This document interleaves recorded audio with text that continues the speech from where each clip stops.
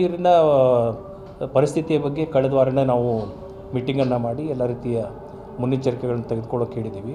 ನಮ್ಮ ಗ್ರಾಮ ಪಂಚಾಯಿತಿ ಆಗ್ಬೋದು, ಆನಂತರ ಅರ್ಬನ್ ಲೋಕಲ್ ಬಾಡಿಗಳಲ್ಲಿ ಮುನ್ನೆಚ್ಚರಿಕೆ ಕ್ರಮಗಳನ್ನು ತೆಗೆದುಕೊಳ್ಳೋಕ್ಕೆ ಸೂಚಿಸಿದ್ದೀವಿ.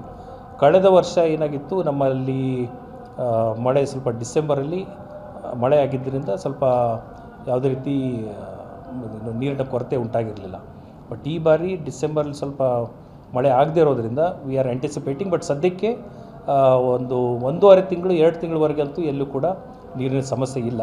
ಬಟ್ ಈಗಲೂ ಕೂಡ ಅಲ್ಲಲ್ಲಿ ಅಂದರೆ ವಿಲೇಜ್ ಆ್ಯಸ್ ಯೂನಿಟ್ ಆಗಲಿ ಅಥವಾ ಮುನ್ಸಿಪಾಲ್ಟಿಗಳಲ್ಲಿ ಓವರಾಲ್ ಅಂತಲ್ಲ, ಯಾವುದಾದ್ರು ಪ್ಯಾಕೆಟ್ಗಳಲ್ಲಿ ಒಂದೊಂದು ಏರಿಯಾಗಳಲ್ಲಿ ನೀರಿನ ಕೊರತೆ ಆಗಿತ್ತು ಅಂತ ಹೇಳಿದ್ರೆ ಅಲ್ಲಿ ಇಮಿಡಿಯೇಟಾಗಿ ಏನು ಟ್ಯಾಂಕರ್ಗಳ ಮೂಲಕ ಆಗ್ಬೋದು ಅಥವಾ ಹೆಚ್ಚುವರಿ ಬೋರ್ವೆಲ್ಸ್ ಏನಾದ್ರು ಮಾಡಬೇಕಿತ್ತಂದರೆ ಅದಕ್ಕೂ ಕೂಡ ಎಲ್ಲ ಮುನ್ನೆಚ್ಚರಿಕೆ ತೆಗೆದುಕೊಳ್ಳೋಕೆ ನಿರ್ದೇಶನವನ್ನು ಕೊಟ್ಟಿದ್ದೀವಿ. ಸದ್ಯದ ಯಾವುದೂ ಸೀರಿಯಸ್ ಇಶ್ಯೂಗಳು ಯಾವುದೂ ಗಮನಕ್ಕೆ ಬಂದಿಲ್ಲ.